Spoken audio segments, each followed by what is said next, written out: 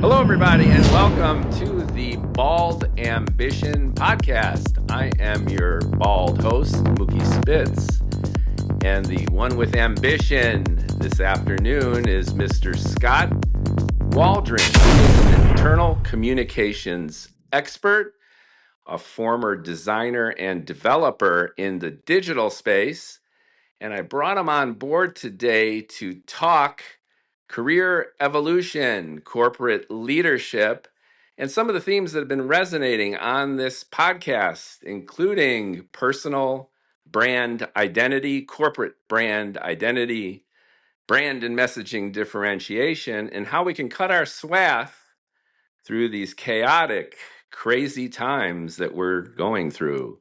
Thanks for joining, Skot. Holy moly, man. We're going to be on here for 3 hours talking about all that stuff. Well, let's try for a nice succinct hour and a Okay. half, which Okay. is All almost right. peanuts compared to the Oh, yeah. 3, 4, 5 hour Joe Rogan, Mark Maron, and Lex podcasts these Yeah. days. We'll not try to compete with that right now. Yeah, I think we should bite what we could chew. And speaking on chewing on stuff, how are you faring in this transformative, crazy business environment that we're all going through? It's cost cutting. It's almost Darwinian in terms of just reductions and reevaluations, the ubiquitous AI, Yeah. which is forcing folks to really reevaluate their business models to their core. How are you faring out there? I'm faring great. I mean, my my clients at times aren't, my heart hurts when I work with my people. It's teams and or leaders of these companies that I'll be talking to, and I don't know. It feels cutthroat. It feels impersonal. It feels empty purpose wise. It's like the big picture stuff just kind of got put off to the side, and everybody's becoming a little bit more transactional, and it makes me sad. You bring up some awesome points. My last guest was Hannah, and she was the Zoomer being interviewed by the boomer, namely me. And Hannah is a digital native who is growing up in this environment, and she's launching her career within the depth of this kind of pathos that you're describing. And Hannah's answer to the challenge has been to become even more agile, adaptive, flexible, and enthusiastic about the possibilities instead of ruminating over lost opportunities. So, for example, she feels as you feel that the heart and soul of a lot of businesses, in terms of their mission, in terms of their values, have been swapped for the expedience of the bottom line. Things have become more transactional, exactly as you described. So she kind of feels if these companies are marginalizing me, then you know what? I'm going to marginalize my commitment to them. I'm going to become a digital nomad. I'm going to work in Tokyo. I'm going to work in Australia. And I'm going to start freelancing. I'm going to work as a consultant. I'm going to learn every skill that I can so I could be nimble and adaptive and take it as it comes and evolve with all these crazy changes. So she accentuated the positive, and I'm wondering if when you're consulting with your corporate leadership clients, is it a similar kind of tack, only from the top down instead of the bottom up? No, I don't think so. I mean, I don't think so. I'm not hearing that a Uh, lot. I hear a lot of okay. I hear a lot of scarcity at the top. Scarcity mindset, scarcity about this, scarcity about business, scarcity about money, scarcity about evolution and about opportunities. I don't know. I just feel like there's been a huge rise in private equity, um, of companies gobbling up other companies. The big boys are gobbling up the small boys, and that's, I don't know. I think that's put a lot of pressure on leadership. Those leaders who, you know, before would have been a little bit more. heart, relational. I want to do this for the culture of my people. I want to understand that you can't build a thriving company on the backs of struggling employees. Those types of leaders have become more subject to, a board or a private equity group or a a specific date in order to have a specific number so that we can get a specific sell done in order to make sure all these things are happening. So I hear that a little bit more at the top. Now, when you're talking about the Zoomers, right? You're talking about any of the younger generations that come along in this environment. There's a weird thing going on, and you're totally right, right? That I mean, oftentimes in one of my talks about multi-generational workforce dynamics, I will also often drop this quote about how um, millennials and Zoomers, they often feel like commodities because they're treated like commodities. And that, I mean, honestly, that's how they feel. They feel like here today, gone tomorrow. Like that's what the older generations have started to believe. And maybe it's the stereotypes we put on the younger generations. Maybe it's the way that things happen at the very beginning, or maybe it's the media that puts out these messages over and over again. So all of a sudden our culture starts to go, oh, well, that's who they are now. So we think that there's no loyalty. We think that there's no loyalty anymore as maybe Xers, older Xers or boomers. We look at these young kids and we go, there's no loyalty. So we throw our hands in the air and we treat them, Spitz, we treat them like there's no loyalty. And if I think you're not going to be loyal, why am I going to invest a ton of time in you? Like, I'm not going to invest because I just believe you're not going to be here very long. So, what do they receive on the other end? Is this whole attitude of you're not going to be here very long. And so, therefore, you're not investing in me as a younger person.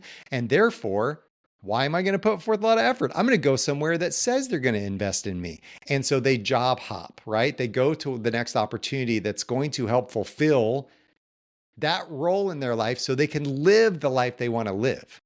Okay. So it's this whole thing that we've created this dynamic and this problem on the with these younger generations that we pin them as something, but yet we're the ones who have also created this thing, you know?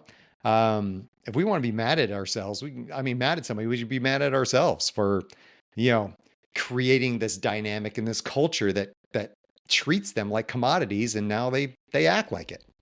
Absolutely. It's the cat chasing its tail, right? So Totally. the infrastructure of the business has concluded that they're disposable assets. They sense that they're disposable assets, so they start acting like disposable assets. Yep. Some fall in terms of taking a victim approach, and they're in despair, they're unemployed, they're laid off, they're rehired. And others like Hannah are saying, you know what? I'm going to be empowered by this attitude. Since I can't own a house anyway, I am just going to hit the road and I am going to live more cheaply in other countries and I can work virtually and on my schedule. Thank you very much. So if you want the real talent has the wherewithal to not become disadvantaged by this system, but take it to their advantage. Is there any kind of reciprocal attitude on the part of some of the leadership that you counsel? And just to let the listeners know, maybe talk a little bit about some of the terrific work that you've been doing in terms of consulting for internal strategy along the lines of leadership, empowerment, corporate transformation, so that we can give them context and illustrate perhaps some of the consultative advice that you're providing to remedy some of these problems. Oftentimes, man, what I'm going to be seeing is the leaders who I'm speaking to in these environments, right? They're the people that hire me. Generally, it's not the millennials and the Gen Zers that are hiring me. It's the Xers and the Boomers who Right. are. And here's the thing, man. They're coming to me saying, "Hey, we heard all those things you set up there, and they ring so true. Can you please come talk to my team about these things so that you can help me get the best out of them? Because I don't know how to connect with them. I don't know. I need you to help them understand all these things. And usually, some leaders, and to no fault of their own, usually most of the time, right? Some leaders um, are just kind of like, I want to connect with my people and I just don't know how. Okay. You've got those arrogant leaders that are out there going, hey, Scott, I just need you to fix my people because I need more production out of them. And I'm not going to be that. Okay. I'm not a performance machine. Um, what I do is I live at this intersection of human behavior and business performance. Okay. So what I do is I take human behavior and I interpret that and make it actionable into like growth and connection for your people. If your people learn how to communicate better, they will learn to trust each other more. I don't trust people that don't communicate with me well, right? Missed expectations, people being passive aggressive, people dominating conversation. I don't trust those people. But if I can learn and teach a culture and a team how to communicate well, they'll learn to trust each other more. Trust is the biggest thing I'm seeing right now where there's a huge lack of trust, a huge lack of trust out there. And it's killing our businesses. So when I'm going in, I'm talking multi-generational stuff or whatever I'm talking about, those leaders will come to me and be like, Scott, we need this because we need to talk about multi-generational stuff in our workforce. And you know what I say to them? I say, you know what?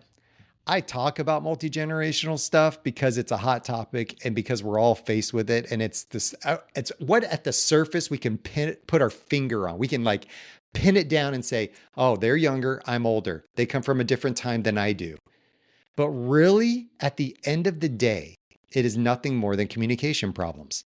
Okay? I don't care how old you are. I don't care what country you come from. I don't care where you grew up and how you grew up.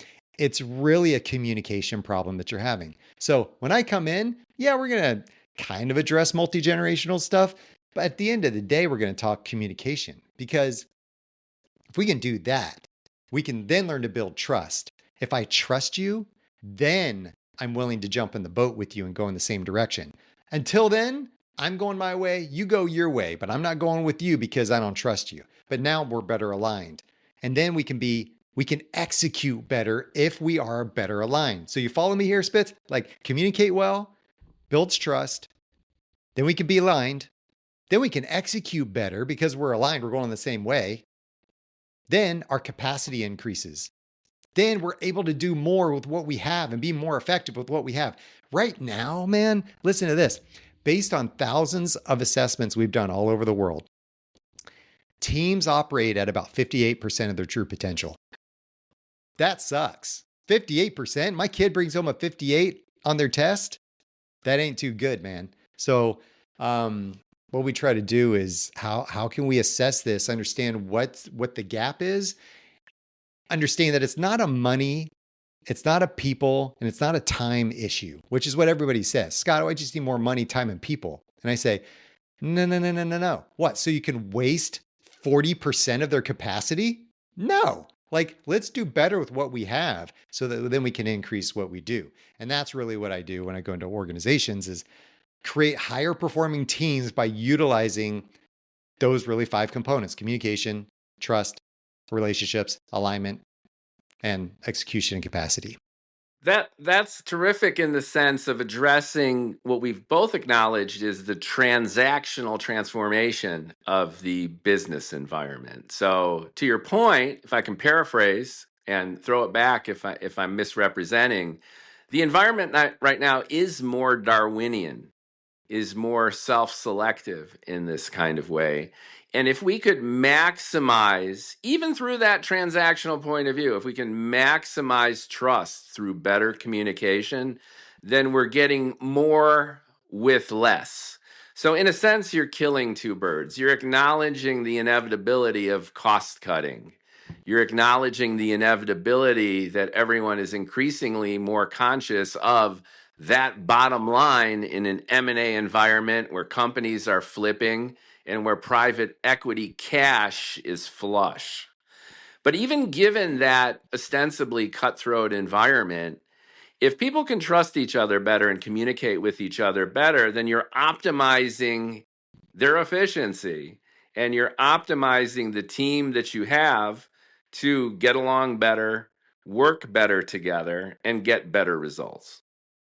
Yeah, man. I mean, that's exactly right. You nailed it. Well done. Okay, thank you. But what I'm really curious about is, can you tease us with some best practices? So where does the rubber hit the road in terms of effective techniques that can be employed for this kind of behavioral modification? And what is really the end goal? Because if you're dealing with trust as an issue, clearly that's a symptom of a deeper cause. So, how do you get to the root dilemma? How do you flip correlation into causation in a positive way and walk away so that these companies have adapted instead of just nod their heads at your brilliance and gone right back to doing things the way they were doing it before? Oh man, you just asked me the perfect question. So I love this one. All right, let's talk about trust for a second. I see a huge gap in trust. There's a really quick test I do to help people diagnose why they don't trust somebody. So really, at the end of the day, when usually trust is like a gut thing, it's like I don't trust that person. Sometimes we don't know why. Sometimes we do blatantly know why we don't trust somebody. They've burned us somehow. They've treated us poorly. They treated somebody else poorly. They've done some, unethical things. There's some obvious reasons. But with you, Spitz, I want to do a little experiment with you. And I've done this with thousands of people. I've done it from stages all over the United States. I've done this, with virtual talks all over the world. I've done this with people I coach. I've done this everywhere. Okay. I'm going to do this with you now. I want you to think of one person you don't trust. All right. Don't say them on the air. All right. That won't be good. Just think of one person Okay, you I don't have trust. a mental image of this individual right now. All right. So usually it's pretty quick. Usually people can come up with it pretty quick. All right. Good job. All right. My first question to you is this person a person of character? Do they have integrity? Yes or no? Um, uh, it's ambiguous in the sense that they have integrity in some areas, and in others, I think it was lacking. Okay, fair enough. So sometimes it's a little wishy-washy, but just at the end of the day, right? We say, character, yes or no. Okay, maybe-ish. Okay. Do you like to spend time with this person? Would you like to shoot the breeze with them at lunch? Do you like to be around them? Can you collaborate well?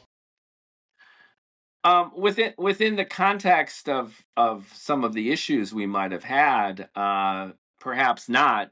But if you pull back on that, I find this individual extremely intelligent, hardworking, engaged, and very, very competent. And also, I guess to your point, they have tons of qualities, including their creativity and humor, that would make them very pleasant to hang around with. Okay, so you would enjoy going to lunch with this person and shooting the breeze. If it was devoid of the subtext of why I lack trust in them, then yes.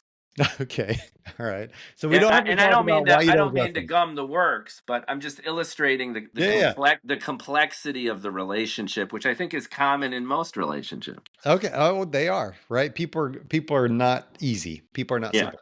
All right, here's my third one. We got four of them. The third one, which you kind of already answered, is this person competent? Are they good at the thing? Like, do they have a track record of really good production? Oh hell yes, they're a superstar. Okay. And is this person credible to you? Now, let me explain this for a second.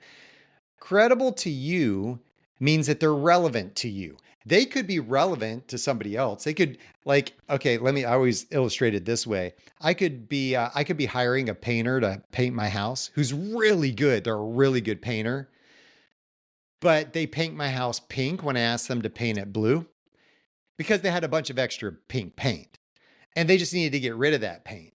So they said, yeah, I'm not going to paint it blue because I'm really comfortable painting it pink because I've got this all pink paint. I just did this other house and we did a really good job. So it looks really good. I'm going to go ahead and paint it pink for you. And I get home and I'm like, why is my house pink? Okay. So they did a really good job. They're competent, but they're not credible to me.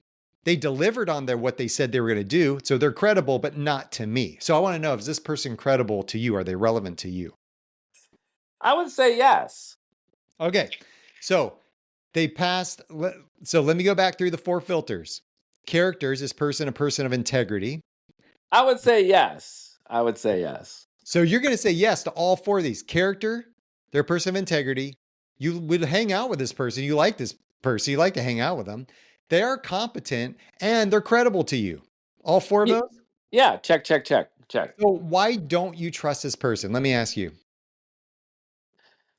Because there were, and I see what you're doing here, there were communication issues in aligning between how this person wanted things done and how I might have seen things being done or how we work together. Okay. So what's at the root of that then? What's at the root of you not trusting this individual?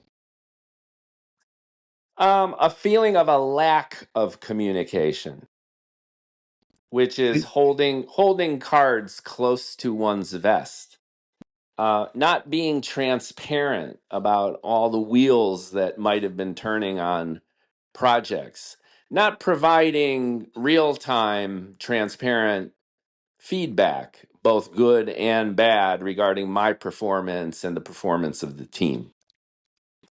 Okay, let me ask you this one.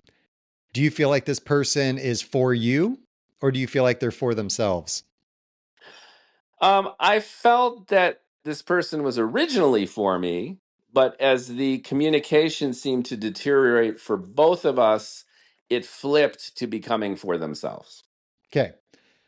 So I'm going to point that back to a character issue. You seemed a little bit wishy-washy on the character thing at the beginning. Um, Even though you wanted to kind of say it's a yes, I'm going to kind of put you in that corner of the character was probably dinged a little bit, which is why you probably don't trust them as fully as you could because they seem more for themselves than they do for you or anybody else, right? And they were holding things close to their chest. There was a little bit of an integrity thing there where they weren't fully communicating or being honest with what they were truly feeling or wanting to do at the time. Yes, and now I'm beginning to see the dimensionality of character. So if you would assign attributes to this individual's character, for example, hard worker, team player, creative solutioner, then they would probably score very, very well. But in terms of perhaps integrity and honesty, not so much. There it is. Okay. This is a diagnostic tool to understand why you don't trust somebody. Okay? It's because on the surface, especially if we us ourselves really gravitate towards one of those, we call them the four C's: character, chemistry, competency, and credibility. You have to pass all four of those. You have to get check marks on all four of those, or there's going to be a trust issue. And you know, I guess the hard part about this is that we're not naturally all good at all four of them. Um, I may show up as a character chemistry person. I generally feel like I'm a good person. People generally trust me in the sense that they think I have integrity and that I want the best for them. They even like can hang out with me. I like to schmooze with people. I can you and I have hung out, right? We can schmooze with the best of them, right? But sometimes my competency and credibility might get dinged because my ability to communicate my thoughts clearly ironic as a communication strategist, right? That I help other people communicate, but sometimes my own thoughts don't come out so clear. That's That, pretty typical. It's that, like, who are the worst branders? that The branding agencies. I know, man. Tell me about it. Tell me about Yeah. it. So the thing is, or it takes us 8 years to actually redo anything of our own. Yeah, I get it. But as a branding agency, but in this sense, like my competency and credibility may get dinged because I may not communicate my thoughts clearly at first. People may question, wait a second, did you want this or that? Oh, wait, I don't, wait, Scott, wait, go on, back up. I didn't really quite understand what you just said there. As an introvert, I may process a lot of my brain and then just unload it all. And it may come out like a Shakespeare play where you see a bunch of words you understand, you just don't know what they mean when you put them together. That's that's kind of my vibe, right?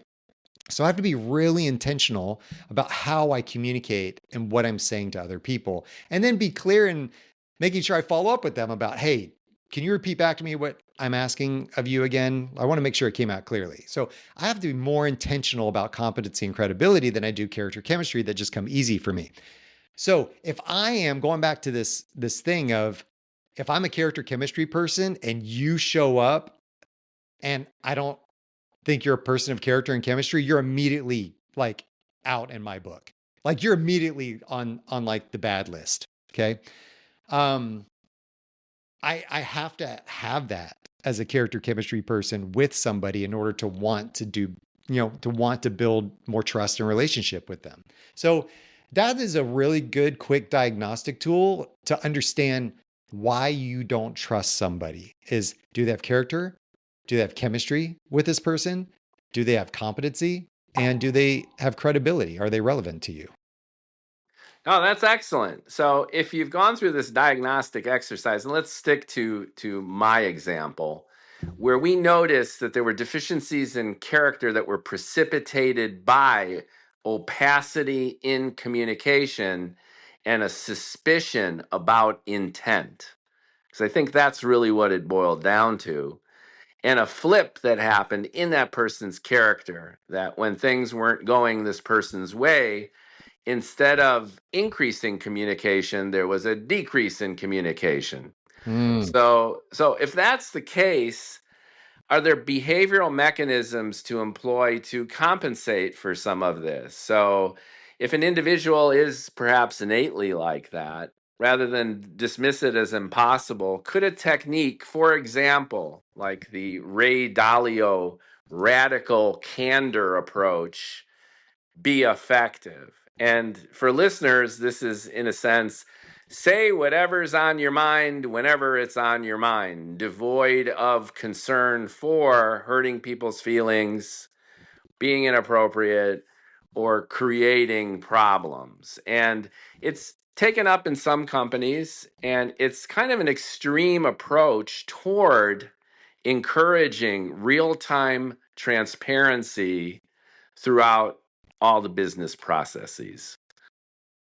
So, with this individual, for example, in a radical candor environment, the instant where I felt that this individual was suspect in terms of intention or opaque in terms of information, I'd bring these things up, which is, hey, Mr. X, I noticed that I was marginalized from this project brief. Or, hey, Mr. X, I realized that you were disappointed with the outcome of that presentation.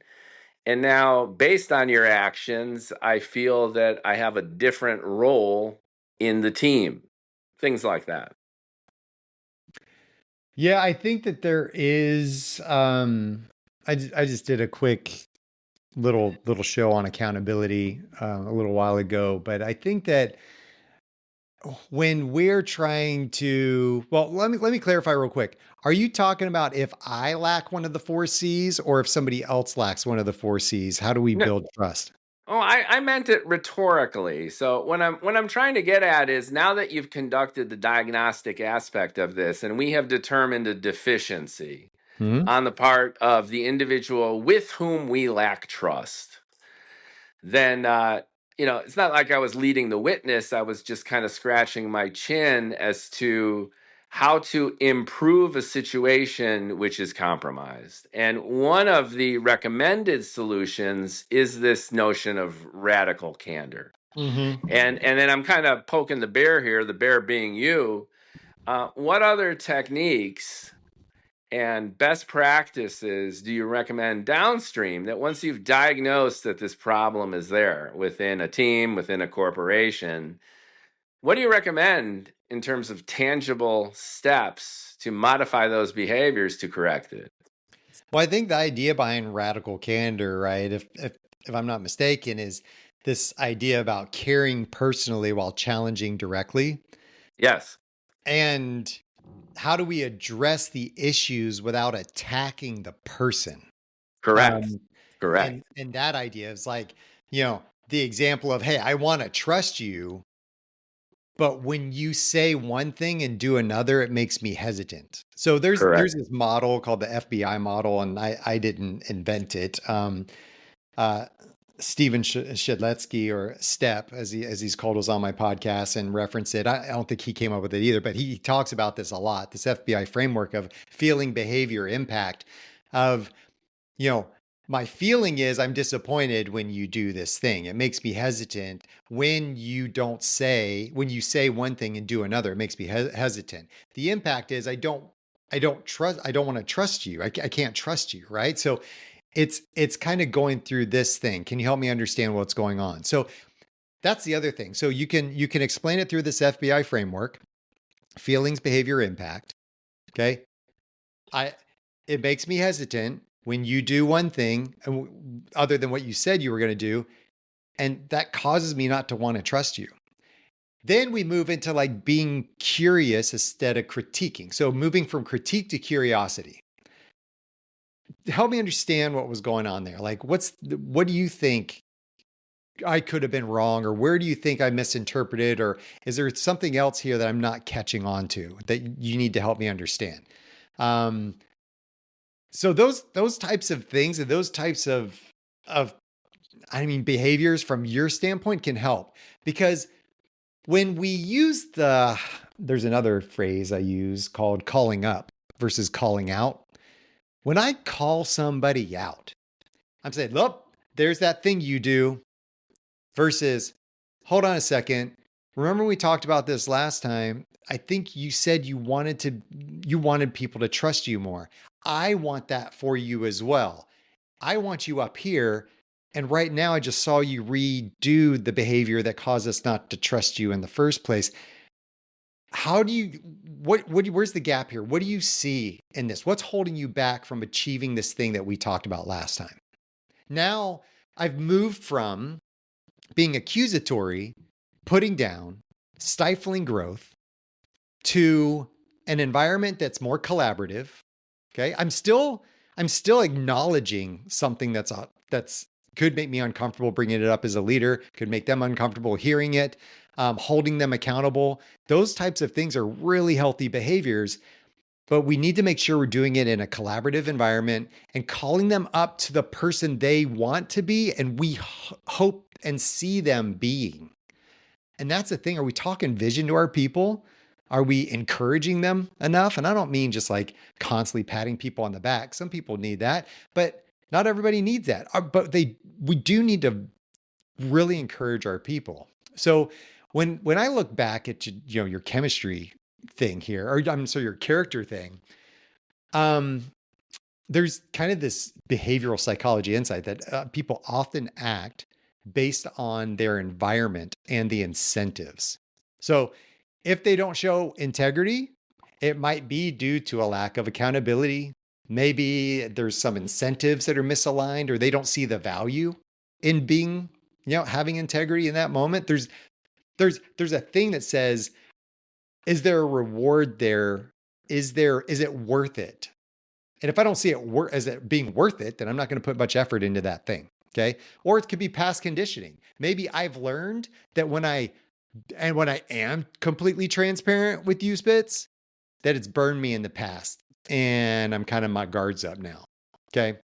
So there's a bunch of different things we could talk about: setting clear expectations, reinforcing positive behavior, um, this idea of mirroring. You be the example of integrity so that they can see what you expect out of them.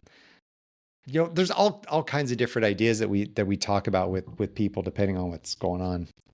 How much of this is a consequence of just basic misalignment of the strengths and weakness profile of team members?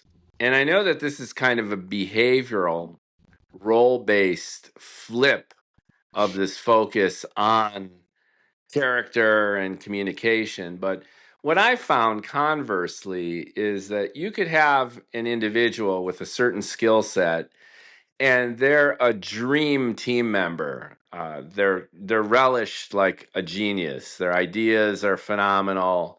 Their work ethic is unparalleled, and they are a true value add to the unit.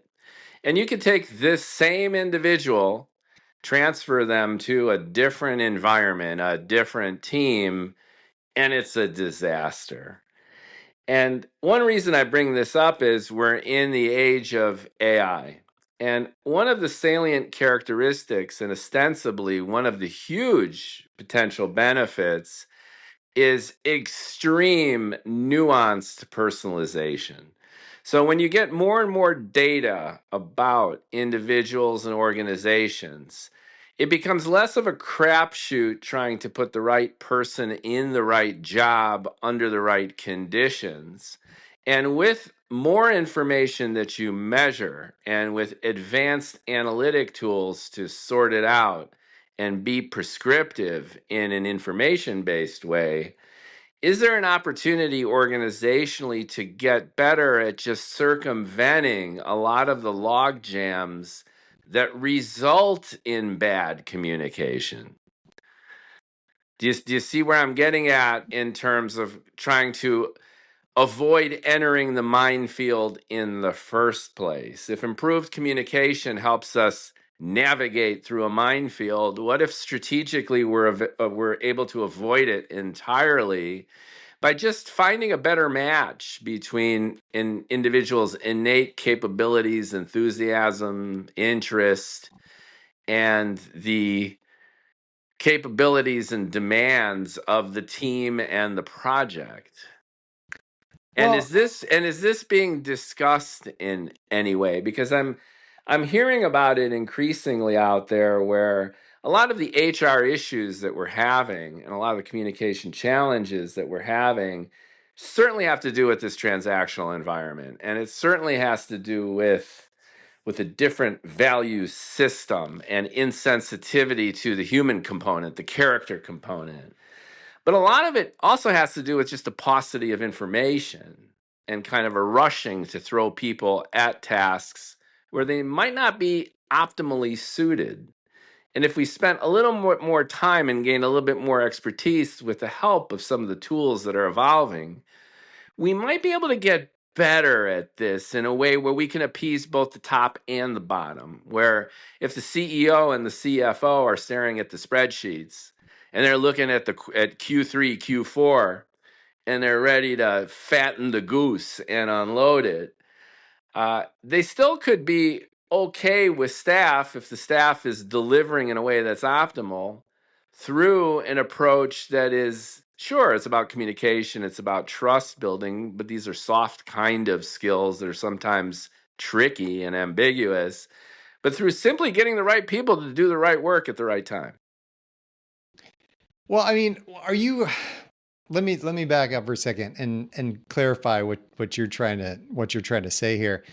Um, are we talking about different matching people's communication style to other people's communication style so that they can be more harmonious and be more high producing, whatever environment that they're in, um, or matching the I don't know. I'm trying to think about, like, you talked about matching the task and then matching the person, uh, and void of the task versus where are you going with that specifically? I'm going with this behavioral data-based approach. Just as a thought, and I'm curious if it enters any of your consulting work, which is begging the question, if you will, of how well people communicate with each other when everyone knows what they need to do, is good at doing it, and when they do communicate, it's in the most efficient manner. One extreme example from the top down is look at the titans of Silicon Valley: Mark Zuckerberg, Elon Musk, to a certain extent Jeff Bezos too. These individuals individually are not the best communicators, but they are industry titans in terms of having the wherewithal to create startup companies, having the thick skins to endure tremendous risk, having the creative vision to see the future, and the stalwart determination to just keep gunning for it. These are leadership characteristics that have little to do with interpersonal communication. And I understand that they're at the CEO level, they're startup founders, but we see that time and time again that people who are incredibly successful at their jobs aren't necessarily very good communicators. And this trickles down, I think, through every aspect of the organization. I've worked with many people on teams, cross disciplinary teams at various levels of an organization. And sometimes communication might not be the best, but as long as all the wheels are turning and everybody knows what to do and the project is done expeditiously and the client is happy, then we're okay. Yeah, I mean, people bring stuff like this up to me, every now and then, where we're talking about, hey, you've got the Elon Musks of the world and the Jeff Bezoses and these other individuals, and you're like, I don't know, like how much I would want to go hang out with some of them. And some other people are like, heck yeah, I would, any day, and gel it up and whatever. Okay. But at some point, they have done something with whoever they brought along. People wanted to follow them. That's, the ultimate test is, do I have to follow you, Spitz, or do I get to follow you? At some point, these people were not, what they are today. I'm going to say 20, 30 years ago, especially Zuckerberg, right? So you look at some of these individuals and they were not where they are today, but they brought people along and they did some of the things, whether ethically or unethically, right? We could debate that all day too. That some people, they checked all the 4 C's off: character, chemistry, competency, and credibility at some point, to get people to want to follow them, to get people to want to build their vision. Now, how many people have stayed there following them up the mountain? I don't know. How many people have fallen off the mountain to their death? I don't know, right? Like there's some give and take that you're going to have with some of these, I guess, extreme cases. And I think there's going to be outliers with everything. But what I will say is that for the most part in your life, if I had, let's see, an Elon Musk that lived across the street from me, that maybe treated or acted the way he did at certain times with our HOA board, he probably wouldn't have the best brand reputation at the HOA, right? Like most of these people in our lives, if we met them in our everyday life, I think we would have issues with some of them, right? And it's because the 4 C's wouldn't be checked off for us. Now they have influence, they have power, they can make fast, big decisions. People aren't hiring them for their chemistry or their competence, or their character. They might be hiring them for their competency and their credibility to land somebody on the moon. Like that's what I'm hiring him to do. So I could, and I'm going to throw this example out there too. I could go up to the repair shop up the corner and I could walk in there and they could get the best reviews on Google ever. And I could walk in there and I could go, hey, I've got this problem with my transmission. Can y'all fix it? Okay, yeah, here's the price. Okay, that's a reasonable price. Cool. And then I could leave. And I could say, wife, Christy, this is the best repair shop in town. They can fix the transmission. They gave me the quote that's comparable to all the others that I've been getting quotes from.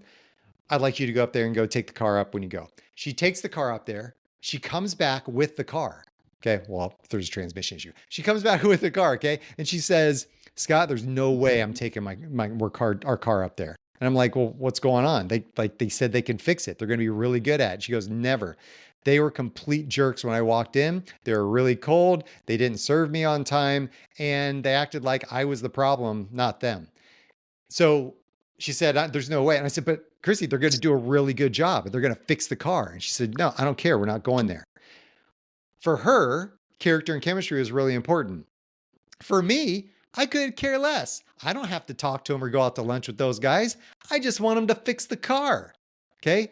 So sometimes we hire people for a specific job, and that's just the thing that we need them to do. So I don't know what you got to say to that. You have anything you want to add? No, I think that's terrific, which is it's a blend. So what you did was you focused on character and chemistry and communication, very human, salient, warm, spirited components of an experience within the context of getting stuff done. And I believe we started this conversation from the vantage point that we're in a highly transactional, cutthroat environment, increasingly so because of all of these market pressures, and now cultural and political pressures, turning everything into a Darwinian competition. That's put incredible pressure on business leaders and employees because everyone feels expendable and people are emphasizing profit over humanity in a nutshell. And I think what we're getting at is a hybrid style solution, which is on the one hand an antidote for that inhumanity is to infuse it with humanity. Build trust, enhance communication. Get Scott to give a talk and conduct a workshop and infuse your culture with techniques so that you are building trust and opening lines of communication to get those 4 C's activated. And on the other hand, where I was coming from and where you kind of hit it in the middle is sure, go for all that humanistic stuff, all that communication empowerment stuff. But if you can optimize efficiency and empower individuals to do an even better job at what they do, and to the point I was hinting at before, if the organization and individuals can do a better job at alignment, finding the right person for the right job, the right employee, connecting with the right company for the right project, expanding their skill sets, being nimble, being agile, and being willing to play ball in this dynamic, crazy environment, then we're kind of meeting in the middle in a way where we could have our heart and our efficiency too, if that makes any sense. And the people I've talked to, including and especially this conversation, seems to point in the direction that we have no choice but to do both. Because if we go full transactional, full efficiency, full profit, not only are we going to belly up in terms of our own humanity, but we're going to eat these companies out from within, so to speak, in terms of human resources, human potential, and just the ability to get stuff done. And then conversely, part of the problem we're in right now, as far as business goes, as far as our government goes, is it's gotten bloated and it's gotten to the point where people have been given a free ride to the extent that we're all paying for it. So it sounds to me like this is a great way of meeting in the middle and getting the best of both worlds. Yeah, but I mean, let's talk about this for a second. So I'm a brand guy at heart. I come from 20 plus years of building brand strategies for companies all over the world. Now I do that internally with leaders and teams, helping them develop a brand that people want to follow. And when I'm talking about a leadership brand or a team brand or whatever we're talking about, it's that reputation that people talk about when they leave or when they talk about you 20 years later. And I often talked with leaders about that. I'll say, who was somebody that had the biggest impression on you in your life or the biggest impact on you in your life? And they'll go through, a teacher or a coach or their first job, their first manager at a job they had, or somebody like that. And they're still talking about that. That shows me, when I ask the question, that person has burned themselves into the mind and heart of that individual to where that person will never forget that impact that that person had on their lives. And that's so important and so incredible. Now, I can work for Elon Musk or Jeff Bezos or Mark Zuckerberg or whoever. And at some point, 20 years later, 30 years later, 40 years later, when maybe they are dead and I'm not, yes, we're going to have the technological advances and the things that they've brought into our life. But a majority of us on this planet are not going to have those things. Okay. 98, 99% of us on this planet are not going to have those things. We're going to have the job that we had at an IT company or a tech company or at an accounting firm or a hospital or at a school or something else like that, where we had the chance to make an impact. And we can either make a good one or a bad one. And we're going to be remembered by those individuals that we work with for the rest of their lives as, oh, Spitz is the kind of person that does this type of thing. Or Scott's the kind of person that does this type of thing or says these types of things or confuses the crap out of us when he tries to communicate things. Like, what is the brand that I am in like that I'm burning into somebody else's heart and mind that they're going to say about me 20 or 30 years later? And that is what we have to be so aware of. And that does take the heart and that does take the brain. It takes both in order for you to truly make that impact that you want to have on somebody. And I think too many of us think in the short term. Too many leaders are thinking in the short term and they are willing, and I don't know if they're, aware that they're so willing, but they seem willing at the time to jeopardize their long-term reputation and impact for the moment, for the short-term gain. They jeopardize the long-term gain for the short-term gain, right? They're going to achieve long-term pain by focusing too much on the short-term gain. You know what I'm saying? So and I hate that for them. But I see too much of it and it sucks. I totally get it. But the converse of that is this magic in a bottle branding. Like you mentioned, your most influential teacher, the greatest relationship you ever had, the mentor who transformed your life. These icons, these pinnacles of leadership and ostensibly management. That's great. Who would not want that?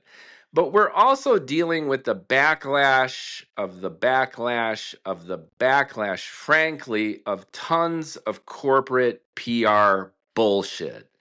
When Starbucks is riding front and center with saving the planet with Bolivian coffee beans that have been, extracted with care, then that's the sentiment that they were going for, that we're an organization and we care about the planet and we care about humanity. And when you buy your $7 latte, you are actually a good person because we're good people and we're a good company.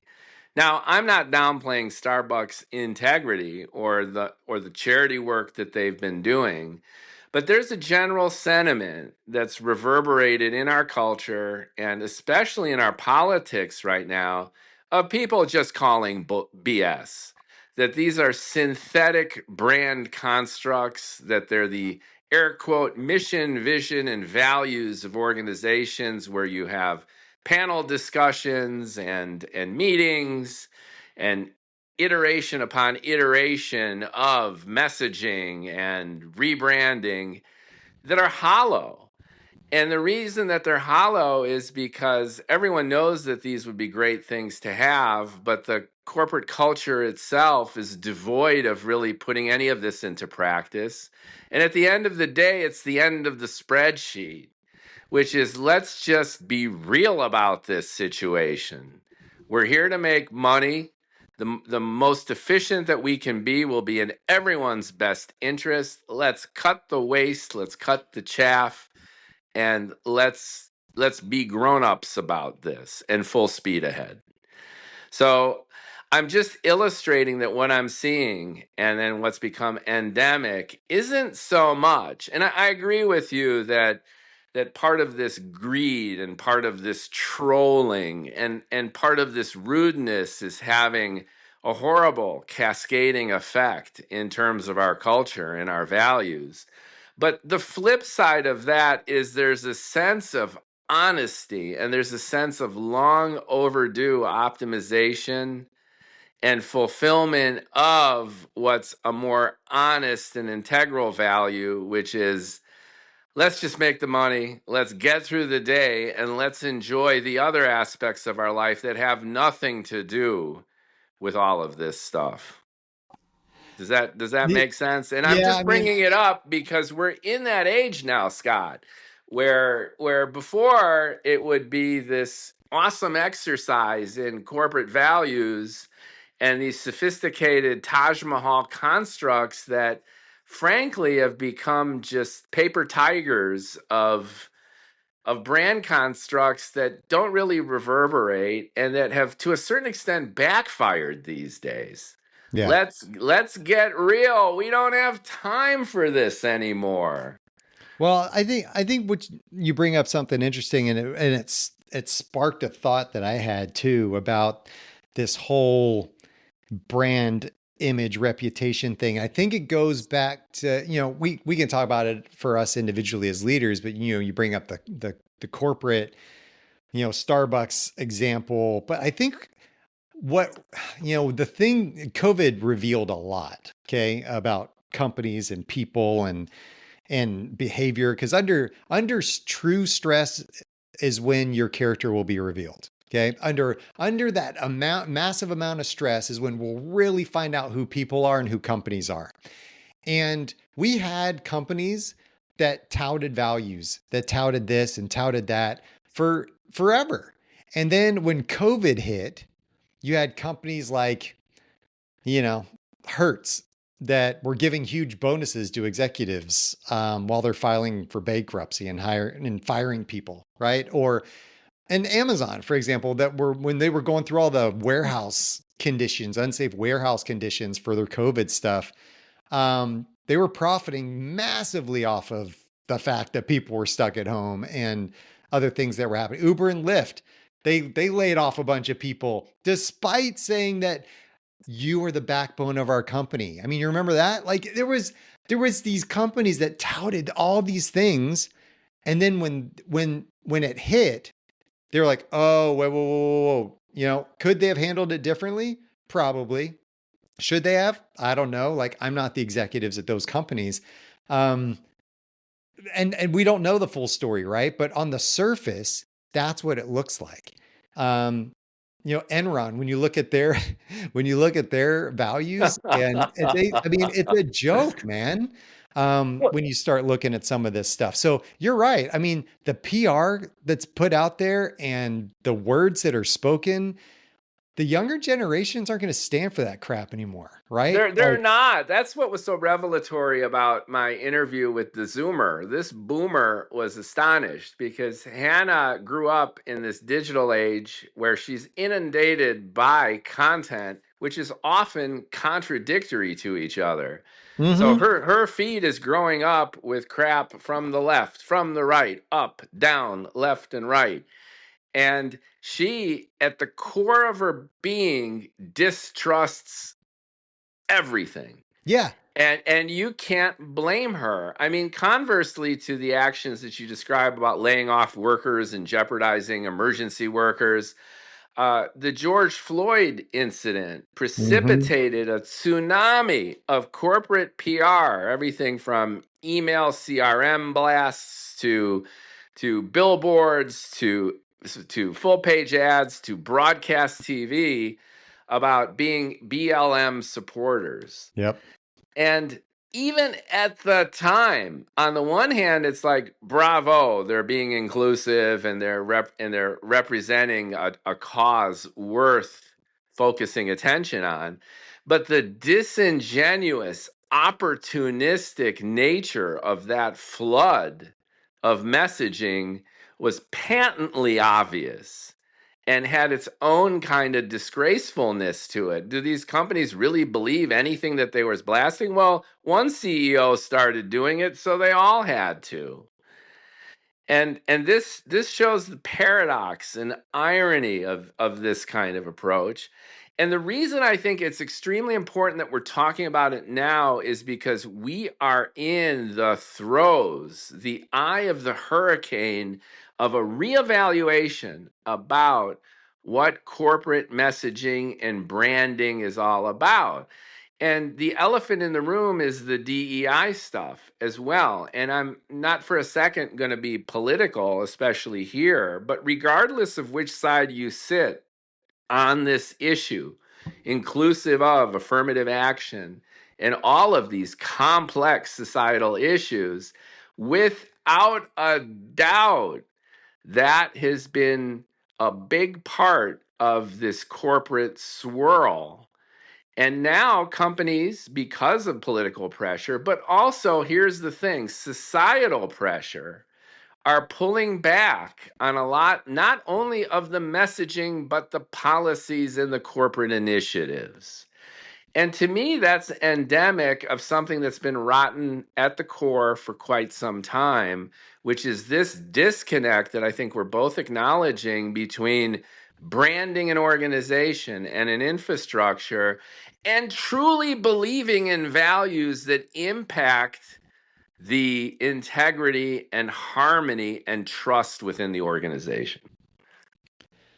Amen. I mean, you see it all the time. I've had guests on my show talking about it. I've, seen some of these leaders in DEI and diversity and inclusion and all the ideas behind it all. Ageism, sexism. I mean, we're talking everything. We're not just talking race, right? And Absolutely. It's just all people, the isms. dis- It's the people, special focus on well, special segments, and right? it's the Yeah. people with disabilities. I mean, it's all these individuals, right? That Yeah. are, you know, saying, okay, so what's the message being sent out there, right? By saying, oh, we're backing off on all these initiatives. On one front, um, here's what I believe is happening to a lot of these organizations as well. The ones I've talked to anyway are saying, Scott, we're still doing them. We just call them something else. So they're rebranding the DE&I initiative because it's been tainted, right? It's been drugged through the mud by whatever. And now, like, it was the thing, and now those companies are like, all the shallow ones are saying, oh, no, we don't do that anymore. It's gone away, we promise. But then some of the other ones that are truly dedicated to the idea of inclusion inside their organizations are still doing it. They're still operating the same way they were operating before. They just don't call it the same thing.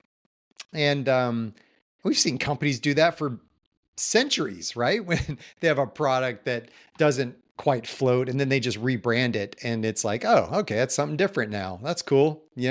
I don't know. We see that all the time, but I'm proud of those companies for still staying loyal to their values of who they are and what they represent. And if it takes a rebrand, hey, I'm all for that, right? I'm cool with that. So that's me. That's my take on it anyway. No, I'm with you, and I'm not arguing as to the validity of DEI initiatives or not. I will add as a coda to your statement, however, that there is a large percentage of the U.S. population, perhaps even a majority of the U.S. population at this point in time, inclusive of racial and ethnic minorities, who don't like DEI at all in Oh terms yeah, of I've heard policy. it. Hmm. Yeah, so this is complicated, Oh, it and is. we could plant the flag and say that DEI from a moral vantage point is the way to go, but there are arguments to the contrary, oftentimes from racial and ethnic minorities themselves. So this illustrates the complexity of basing a corporate branding initiative or even a corporate identity on values that are in flux. And it Aren't values also, always in flux, though, Spitz? Like, I don't know. What do you say about that? Do you think they are or no? absolutely, they are. Okay. Absolutely, incontrovertibly, they are in flux. This teleological vision that DEI is the preferred method for engendering equality has become and has been controversial. The tacit assumption that it's an a priori truth that DEI is beneficial to the people who ostensibly are meant to benefit from it has been contested and is now contested more than ever before by many of the people who ostensibly are on the receiving end of that benefit. So I'm merely illustrating that the situation is far more complicated than people have assumed it's been. And all of this, regardless of DEI, illustrates the difficulty of branding a corporation based on values that aren't universally accepted, that are being contested, and to the macro point I'm trying to make, might even be a disingenuous waste of time because maybe the focus should be on aligning people with their proper skills, maximizing efficiency. And like my Zoomer friend Hannah was intimating, just stay flexible, learn lots of skills, and accept the fact that the business environment is cutthroat, chaotic, transactional, and it doesn't look like it's really going to change for quite some time. And is that a rationalization for the jungle? Maybe, but I think that it's an expeditious and potentially optimistic view of staying agile, flexible, learning as many skills as you can, and looking at values and one's own personal brand that goes beyond the platitudes of the prior generation or two. Is it a corporate responsibility to say that we're green, that we're inclusive? Or is it a corporate responsibility to say that everyone does according to what they should do? It's almost a Platonic Greek ideal, like if you read the Republic, right? Like what constitutes an ideal society where everyone's matched up with what they're meant to be and do? And although that sounds deterministic, the contemporary view of that is along the lines of what I was hinting at, that you just need the right people for the right job at the right time. And maybe we need to get over all of this noise and focus on what works instead of what hasn't. Yeah, I mean, well said, dude. I mean, there's a lot that I think goes into it, and I mean, it's something that we're going to constantly just battle with. We're all just going to have to wrestle with this for, I mean, a long time. And that's what and that's also what I'll say. It's not a problem to be solved. And I hate that people treat it like a problem because the thing is, you don't solve the problem. It's just like, and I'll say this too, and I often say this too, is that a hole in my roof is a problem. You fix it and it stops leaking and it's done. Okay. This is more or less when you have so many people, so many cultures, so many companies involved. It's a tension that's going to be managed always. It's a tension that is going to have to be managed over time so we don't break anything. Like we don't break society, we don't break humanity. I think that'd be really hard because I think we're pretty resilient. But I often think about the idea of like when we get in the mindset of This is a problem. We got to solve this problem. We got to solve this healthcare problem. We got to solve this gun rights problem. We got to solve this. Like, they're not problems to be solved. They're tensions that we need to manage over time because it's always going to go back and forth. Like, until we have a dictator in the house, and some argue well, we probably will have somebody there, and we have somebody. I'm not saying we do or we don't. I'm just saying there's bits that until there's some blatant thing, we're always going to be managing these tensions in our society. And until we realize, and I believe this too, that the media is there to polarize us and to dramatize everything and to make us as angry as possible, if we keep feeding that fire, that's the kind of cultures we're going to build inside our workplace. And that sucks, man. That sucks. I don't want to see that. I don't think anybody wants to live in that. So let's be our best selves and not bring that crap into the workplace. Amen to that. And I think that's why awesome consultants like you, awesome speakers like you, bring the heart to the head, bring the humanity to that, puts a ghost in the machine, in the sense of exactly what you're saying, which is how transactional do we want to go? How much are we going to just brutally turn ourselves into plutocrats obsessed with only the bottom line so that we drain all humanity out of it and just make it intolerable? Because as we were both hinting at before, it's going to become rotten from within, and you can't keep squeezing people to get more out of them.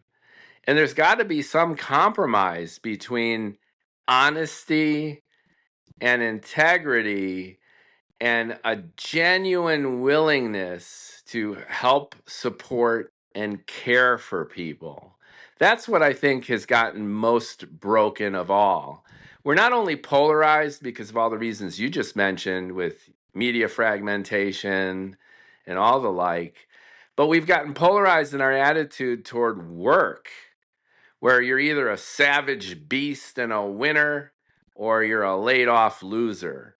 And that's crushing us. We need to rekindle our compassion, at the same time cut out some of the bullshit. And that, I think, is our biggest challenge moving forward. And hopefully with the help of guys like you out there encouraging folks and training folks on how to communicate better, build trust, and evaluate those 3 C's in a way that could build team cohesion and improve corporate culture. I think that's where it's at. Yeah, man.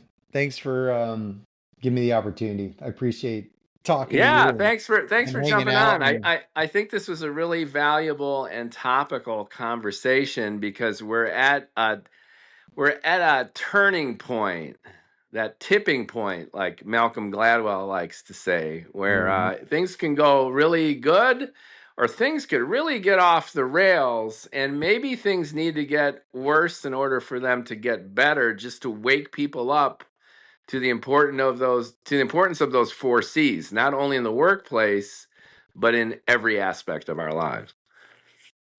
Amen, dude. You said it. Right No, on. So thanks, Scott. Maybe we could touch base in 6 months or a year and see how things are evolving, how your business and consultancy is doing in this evolving world. And thanks for joining Bald Ambition.